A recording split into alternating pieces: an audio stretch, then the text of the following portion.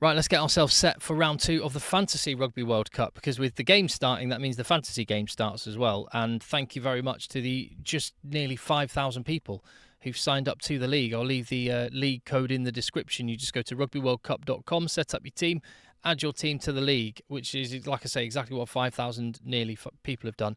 And I am currently, let you have a look, better than Borthers, is top of the league with 797, which is unbelievable.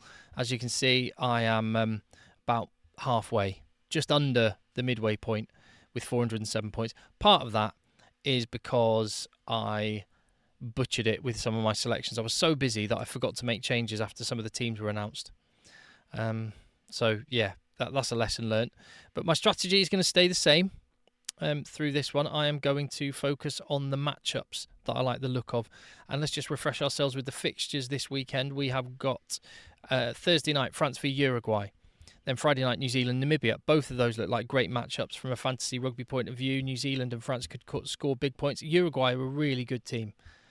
But obviously, I think France will, heavy favourites, and they should score a few points in that one. Samoa, Chile on Saturday, followed by Wales, Portugal. I'll be at that Wales, Portugal game. That should be a lot of fun. Ireland, Tonga. South Africa, Romania looks like a standout matchup. First game on Sunday. 4 points for South Africa. Romania were poor against Ireland, and South Africa looked pretty ominous against Scotland. Australia versus Fiji, and to round off the weekend's games, England versus Japan. It's worth noting that Italy, Scotland, Argentina and Georgia, they're the 4 teams that are not playing this weekend, so do not have any of those players in your teams, because remember, you can make as many changes throughout the tournament as you want. And so when I'm looking at this team for this coming weekend, again, just to reiterate, the matchups I like the look of: France versus Uruguay. In fact, looking down the list, with the exception of Australia, Fiji, and to a lesser degree Samoa, Chile, and England, Japan, they're quite, and Ireland, Tonga, I guess, as well. There's 4 pretty one-sided matchups: Wales, Portugal, South Africa, Romania, New Zealand, Namibia, France, Uruguay. It's one of those sort of wider points, isn't it, that this may not be, after all, a weekend where we get upsets. We were hoping for the smaller nations to maybe take a couple of scalps. It's panning out that may not happen, which would be disappointing, if I'm honest. By the way, if you haven't already, please hit subscribe on the channel. Can't believe how fast the channel's grown, and I really, really want to keep that going through the World Cup. Just spread the word about this amazing sport, and I can do that with your help by hitting subscribe, by giving the little thumbs up on the video, and by getting stuck in the comments. And it was some comments from yesterday's video which actually is making me do this one, because there was quite a few people saying, "Hey Tim, you can do a fantasy league thing." I thought, oh my, yeah, I really should. So here we go. I'm going to pick my team for this coming weekend, having said the matchups I like. So my strategy is I'm going to pick the matchup. So I'm just going to go with players from particular countries first and see where the money leaves me.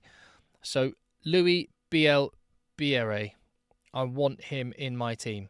He's only 7 credits. You've got 100 credits to assemble a team. He's only 7. He's starting against Uruguay, and he's an exciting prospect. So definitely getting him in.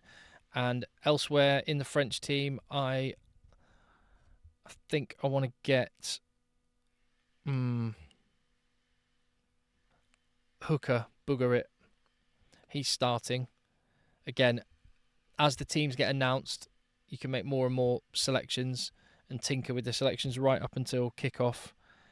And who else from France? Anyone else? Antoine Hastoy at fly half. Definitely want him. Where's Antoine Hastoy? There he is. He's 9. But the thing about Hastoy, and I'm going to make him my captain. Thing is, he's starting. He will probably play the whole game unless there's an injury, because France, without Ramos, want to keep Jalibert nice and fit and fresh. So, yeah, Hastoy is in, and he is my captain. And that takes up my allocation of French players. You can only have 3 from any individual nation. The next matchup I like is South Africa. And let me just pick all positions. There we go. So for South Africa, I know straight away, I haven't seen the team, and I don't know where it'll be announced tomorrow as I record this, but I know I want Grant Williams in at scrum half. I mean, partly because he might end up playing on the wing, because South Africa have got so many scrum halves. And he's, oh my goodness, the wheels on the guy. That try that he almost scored against Scotland was outrageous. So I definitely want him in. And also, I think South Africa are going to make lots of changes. They're going to go for big points, but they're going to make changes. So I think we will see, where is he? Kwagga Smith in the back row. And he's only 6. He's only cost me 6. And he's a bundle of energy. So I like that selection a lot. And who else from South Africa? Let's go Kane Moody, who may not play because he's nursing a little bit of an injury, but if he does play, could be box office. So there we go. There's the 3 South Africans I'm picking. I'm going to focus on New Zealand next. I think they will want to bounce back. They'll want to make a statement, and they will make some changes. So Leicester, Fainga, Anuku is in my back 3. Get him in straight away. He only cost me 7 as well. Fainga Anuku is in. Dalton Papali'i, I'll have him. I think he'll play again. I can always change it if that isn't the case, and he's only 6.5, so I like that. And who else for New Zealand?